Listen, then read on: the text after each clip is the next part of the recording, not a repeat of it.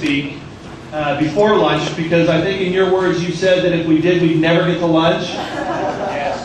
And that's because he knows me. And the reality is, Scott, I've taken care of that problem that I had. I've joined a 12-step program for people that won't shut up. It's called On and On and On and On.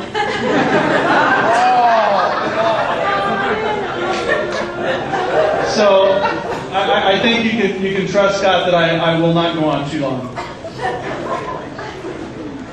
I want to do two things today, if I could. I'm just going to take a few moments. First of all, I want to thank all of you for coming here. This is kind of the flagship event for FAIR.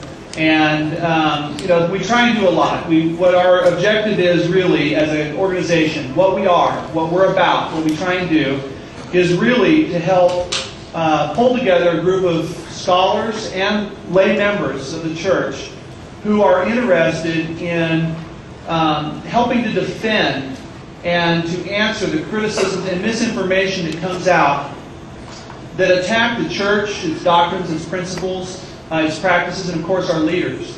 And our objective is to do that in a way that realistically would, if the church chose to do that, would be done in a way that they would approve of. Sometimes we're better at that than other times, but that is our aim. What we are not about as an organization is tearing down the beliefs of other people, getting into arguments, bashing, having confrontational dialogues, or directly debating with people that criticize the church. What we want to do is we want to take the arguments and give the answers, and let those who are faced with the challenges themselves have a resource to turn to get the answers when they have to give the response. There are many people, and I think many of us have been faced with a situation where it's someone we know. For example, myself in my mission, I was faced with many attacks in Panama by people who criticized the church because of changes in the Book of Mormon. Well, we heard a talk today that addressed exactly those criticisms. Had I been armed with that information, I could have given a much better response back when I was dealing with the situation on my personal mission. There are people that are impacted, people that are perhaps not as schooled, that have to face and give those responses. And so our goal is to take the information, it is out there, gather it, and put it in an understandable style that can be used by the average member. So that's our objective and that's our goal. There are things that we are and there's things that we're not, and we hope that our goals coincide with yours. In the early days of the church, it's really, apologetics has been a part of it. A lot of people don't understand apologetics. They say, well, what are we sorry for? Well, we're not, okay? Apologetics, as we all know, is really the act of defense. And ever since Joseph Smith left that grove after the first vision, when he made his first comment to the local ministers and was berated and attacked because of it, there's been a need for apologetics. There's been a need for people to defend the truth and the realities of the restoration. And that's exactly what we want to do. That's what we want to accomplish. Now, John Taylor was one of the great defenders of the faith. He's well known. They call him the defender of the faith because he was such a prolific writer of so many of the different tracts and pieces of literature that are still used today in defense of the church. And it is in that tradition that we have created what we call the John Taylor Defender of the Faith Award. This is given annually to one individual whose selfless sacrifice and tireless efforts have most furthered FAIR in our stated mission to defend the church, its leaders, the doctrine and practices against blatant attacks and misinformation from those who are either misinformed or who would seek to bring us down. This year, we would like to present that award to Alan Wyatt. Alan,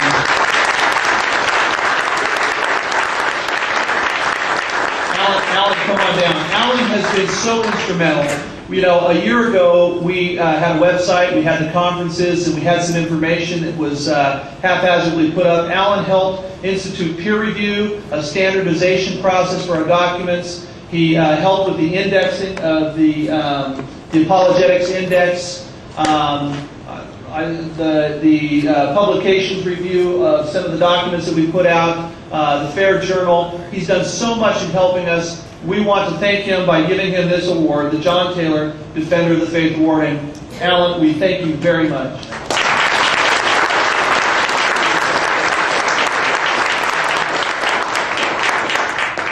A couple minutes, maybe.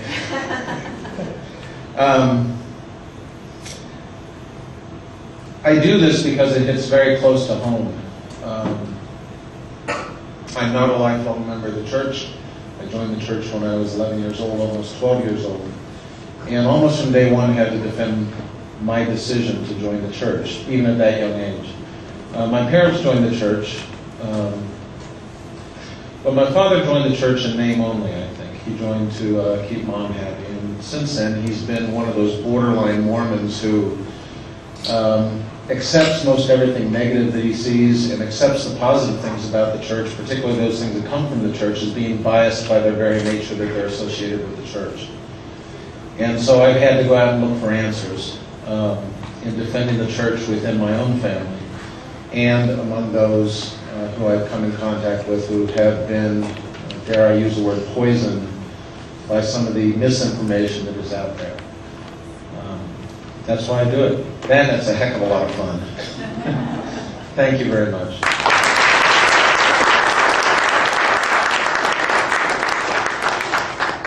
So anyway, I think you can get a sense for what FAIR is about. I certainly appreciate, again, all of your attendance, and want to thank you for being here. Thank you.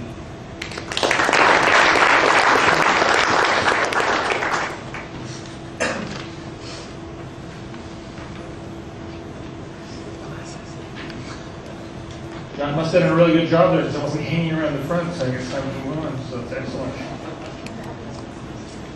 Our next speaker is Mike Ash, and as soon as I find his bio here, go to business. Don't forget your glasses. I won't. Thank you.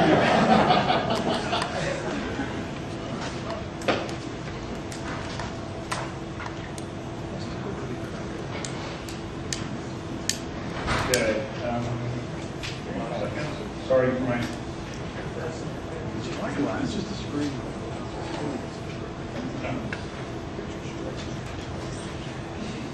Mike Ash. Born and raised LDS, Mike is the father of 3 girls and the grandfather of 1 boy. He sells jewelry and electronics at a retail store in Ogden, Utah.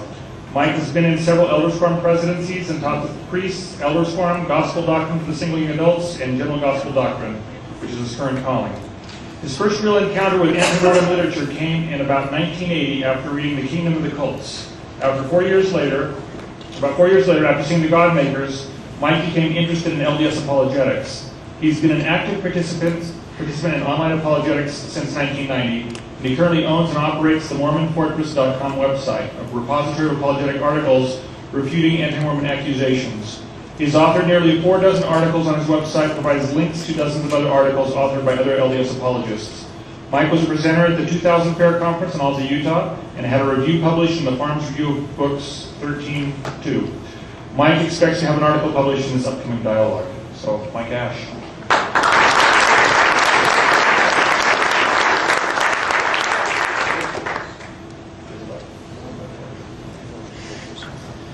With a title like this for my paper and facial hair, some of you might wonder if I made a wrong turn and was supposed to be at an alternate symposium going on this weekend. But I assure you, this is the title.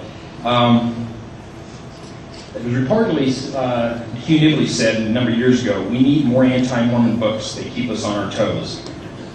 Now, those of you that were at the Fair Conference last year might remember Ross Barron. He gave a dynamic talk, and he talked about the word columbusity, which was a fairly recently coined word by Neil Postman.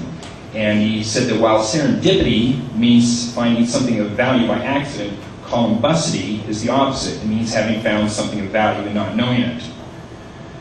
Ross Barron said, we've hit some columbusity with regards to anti-Mormons. They're a great thing for us. Do you realize the scholarship of the church, the convert baptism, the strengthening of the members as a result of anti-Mormons? They've been one of the greatest blessings. And in my paper today, I'll try to demonstrate that despite an impediment to gospel growth, and we most certainly do experience apostasy because of anti-Mormons, that critics nevertheless fill a necessary role as part of the gospel plan and oftentimes positively influence Latter-day Saint scholarship. Question might be, can opposition be beneficial? More than 2.5 millennium ago, the prophet Lehi said, "For it must needs be